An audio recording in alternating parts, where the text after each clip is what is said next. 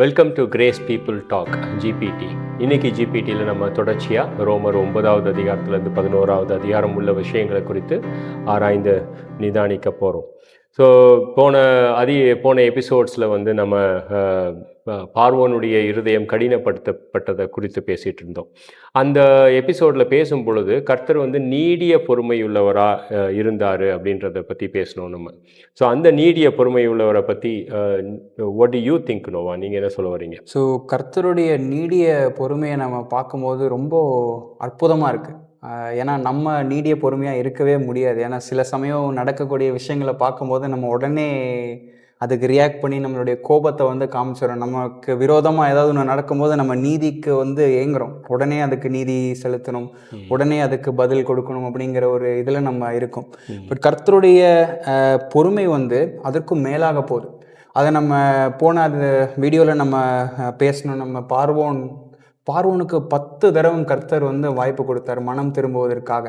என்னதான் வந்து நீதியின்படியாக கர்த்தர் வந்து நியாயம் தீர்க்கிறதா இருந்தாலும் அவர்கள் மனம் திரும்புவதற்காக கர்த்தர் நீடிய பொறுமையோடு 10 தடவை வந்து பார்வோனுக்கு வாய்ப்பு கொடுத்தார். 10 தடவை வாய்ப்பு கொடுத்ததுக்கு அப்புறமும் அவன் இருதயத்தை கடினப்படுத்தது நிமித்ததுனால கர்த்தர் வந்து நியாயம் தீர்த்தார். அதே தான் நம்ம வந்து எமோரியர்களுடைய அந்த ஆதியாகமம் 15-16 நம்ம பார்க்குறோம். எமோரியர்களுடைய பாவம் வந்து குறிப்பிட்ட அளவு வரும் வரைக்கும் கர்த்தர் வந்து நீடிய பொறுமையாக இருந்தார். நம்ம என்ன நினைப்போம், நீடிய பொறுமை இந்த ஒரு அளவுக்கு வரணும்னா ஒரு 10 நாள் 15 நாள் இல்லை 1 வருஷம் 2 வருஷம். கர்த்தர் 4 தலைமுறைகளாக நீடிய பொறுமை உள்ளவராக இருந்தார். அதற்கப்புறமே கர்த்தர் வந்து நியாயம் தீர்த்தார். அதே விஷயத்தை நம்ம வந்து நினைவே தேசத்தை பார்க்குறோம். யோனா வந்து கர்த்தருடைய கோபாக்கினையை குறித்து பிரசங்கம் பண்ணும்போது நினைவே தேசத்தில் இருக்கவங்கெல்லாம் மனம் திரும்பின உடனே கர்த்தர் வந்து இரக்கம் காமித்தார். வரக்கூடிய அந்த கோபாக்கினையை கர்த்தர் வந்து மாற்றி அவர்களுக்கு இரக்கம் கொடுத்து அவர்களை மன்னித்தார். ஸோ இப்படிப்பட்ட கர்த்தரை வந்து தெரிஞ்சு கொள்றதே ஒரு விஷயம். இதை நம்ம வந்து சுவிசேஷங்கள்லையும் பார்க்குறோம். இயேசு கிறிஸ்துவோடைய குணாதிசயமும் அதே மாதிரி நம்ம பார்க்குறோம். இயேசு கிறிஸ்து வந்து அந்த டெம்பிளில் வந்து எல்லாம் வந்து கல்லை நோட்டை மாற்றிட்டு ரொம்ப பாவம் நிறைந்த ஒரு இதாக இருந்தது. தேவனுடைய தேவாலயம் வந்து ஜெபிக்கிறதுக்கு மாத்திரமே இருக்கக்கூடிய தேவாலயம் வந்து கலகம் பண்ணப்பட்டதாக இருந்தது. இயேசு கிறிஸ்து அதை பார்த்த உடனே வந்து அவர் வந்து நியாயம் தீர்க்கலை. உடனே ஒரு நியாயம் தீர்த்து போய் அவர் எல்லாத்தையும் அடித்து உடைக்கலை. அவர் என்ன பண்ணாருன்னா பொறுமையாக அந்த சாட்டையை ரெடி பண்ணார். நைட்டு முழுவதும் சாட்டையை ரெடி பண்ணிவிட்டு அடுத்த நாள் போய் தான் அவர் வந்து நியாயம் தீர்த்தாரே தவிர கர்த்தர் அவ்வளோ பொறுமையாக, கர்த்தர் அவ்வளோ நீடிய பொறுமையுள்ளவராக இருக்கிறபடியினால நம்ம இதை பார்க்குறோம். நம்ம இந்த இதில் யாக்கோபு 1வது அதிகாரம் 20வது வசனத்தில் வந்து தேவனுடைய கோபம் வந்து மனிதனுடைய கோபம் அப்படின்னு பேசும் பொழுது யாக்கோபு என்ன சொல்கிறாருன்னா, மனிதனுடைய கோபம் தேவனுடைய நீதியை நடப்பிக்க மாட்டாதே அப்படின்னு சொல்லுவார். ஸோ ஒருவேளை இப்போ மோசே வந்து 40 வயசில் இருக்கும் பொழுது அவன் வந்து இஸ்ரவேல் தேசங்களை விடுவிக்கணும் அப்படின்னு சொல்லிட்டு ஒரு திட்டத்தில் வந்து ஒரு எகிப்தியனை கொலை பண்ணான். ஸோ உடனே கர்த்தர் வந்துட்டு அவனோட சேர்ந்துட்டு ஓகே இதுதான் இஸ்ரவேலை மீட்கக்கூடிய நேரம்னு சொல்லிட்டு செயல்படலை. அதுக்கப்புறம் 40 வருஷம் அவர் காத்திருந்தார். ஸோ மோசே 80 வயசு ஆகும் பொழுது மறுபடியும் அந்த இஸ்ரவேல் தேசத்தை வந்து விடுவிக்கிறதுக்கு ஒரு திட்டத்தை வச்சுருந்தார். ஸோ அந்த இடத்துல வந்து நம்ம கர்த்தருடைய நீதியை பொறுமையை பார்க்குறோம் நம்ம. ஸோ இது maybe one more question. Thank you so much for your answer. 9வது அதிகாரத்தில் 20வது வசனத்தில் ஒரு கேள்வி இருக்குது. மனுஷனே தேவனோடு எதிர்த்து தர்க்கிக்கிற நீ யார் அப்படின்னு அந்த வசனத்தில் கர்த்தர் கேட்குறாரு.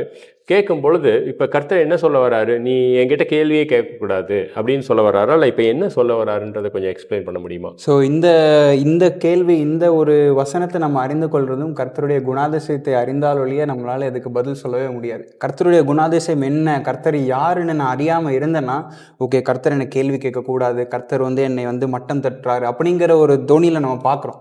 ஆனால் கர்த்தருடைய இருதயம் வந்து மனுஷனுக்கு மேலே எப்படி இருக்குன்னா, நம்ம சில சமயம் கர்த்தரை புரிந்து கொள்ள முடியாத போகலாம். ஏன்னா கர்த்தர் வந்து சர்வ வல்லமை உள்ள தேவன்.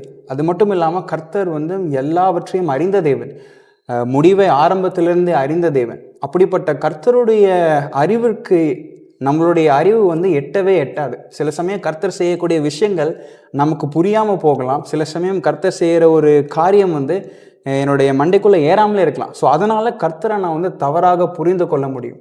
இதை வந்து நம்ம போன வீடியோவில் நம்ம பேசினோம். ஆபக்குக் கிட்ட வந்து கர்த்தர் பேசின ஒரு விஷயம். ஆபக்குக் வந்து அவனுக்கு புரியல, என்ன நடக்குதுன்னு புரியல. ஸோ கர்த்தர்கிட்ட கேட்குறான், கர்த்தாவே என்ன இங்கே இவ்வளோ இதாக நடந்துட்டு இருக்குன்னு. அப்போ கர்த்தர் சொல்கிறாரு, நான் வந்து விவரிக்க முடியாத காரியத்தை வந்து நான் செய்ய போகிறேன், அதை உங்ககிட்ட சொன்னாலும் உன்னால் அதை விசுவாசிக்க முடியாது அப்படின்னு சொல்கிறாரு.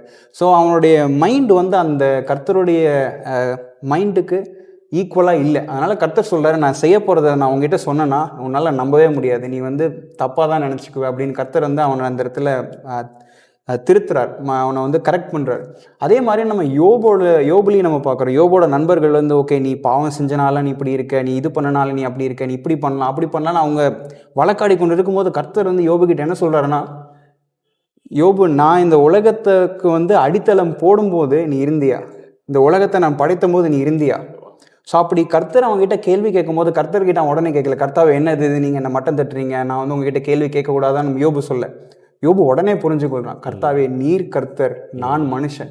சம்டைம்ஸ் நம்ம அந்த பொசிஷன் எடுக்கணும், சம்டைம்ஸ் இல்லை, எல்லா டைமுமே நம்ம அந்த பொசிஷன் எடுக்கணும். ஏன்னா கடவுள் நம்ம மனுஷங்க, நம்ம வந்து அவருடைய அறிவுக்கு எட்ட முடியாத இடத்துல இருக்கு கர்த்தருடைய இது. ஸோ அதை நம்ம அறிந்து கொள்ளும் போது கர்த்தருடைய கரத்திற்கு கீழாக நம்மளை வந்து நம்ம வர முடியும். ஸோ அதுதான் இந்த இடத்துல அப்போஸ்தலன் பவுல். இப்போ இந்த இடத்துல வந்து கடவுள் வந்து நீ கேள்வி கேட்கக்கூடாது அப்படின்னு சொல்லல. அவர் என்ன சொல்றாருன்னா, என்னுடைய ஞானம் உன்னுடைய ஞானத்திற்கு அப்பாற்பட்ட ஞானம் அப்படின்றாரு.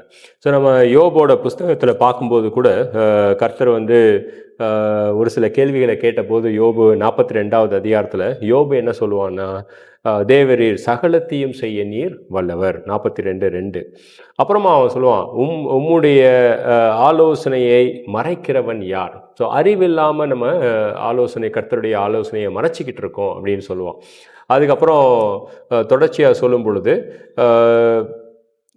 எனக்கு தெரியாததையும் என் புத்திக்கு எட்டாததையும் நான் அறியாததையும் அலப்பினேன் அப்படின்னு சொல்கிறான். ஸோ அப்போ அந்த இடத்துல வந்து நிறைய டைம் வந்து மனுஷன்ற இடத்த எடுக்காமல் அவனுடைய புத்திக்கு அறியாத விஷயத்தை அலட்டும் பொழுது கர்த்தர் சொல்கிறாரு, என்னை எதிர்த்து தர்க்கிக்கிற நீ யார் அப்படின்னு சொல்கிறார். அதே தோனியில் தான் வந்து ரோமர் 11வது அதிகாரத்தில் கர்த்தருடைய ஞானத்தை பார்த்துட்டு பவுல் என்ன சொல்கிறான், 33வது வசனம், தேவரீர் உம்முடைய ஞானம் அறிவு என்பவனின் ஆழம் எவ்வளவா இருக்கிறது, அவருடைய நியாய தீர்ப்புகள் கண்டிப்பாக அளவிடப்படாதவைகள். So what a beautiful answer for this question.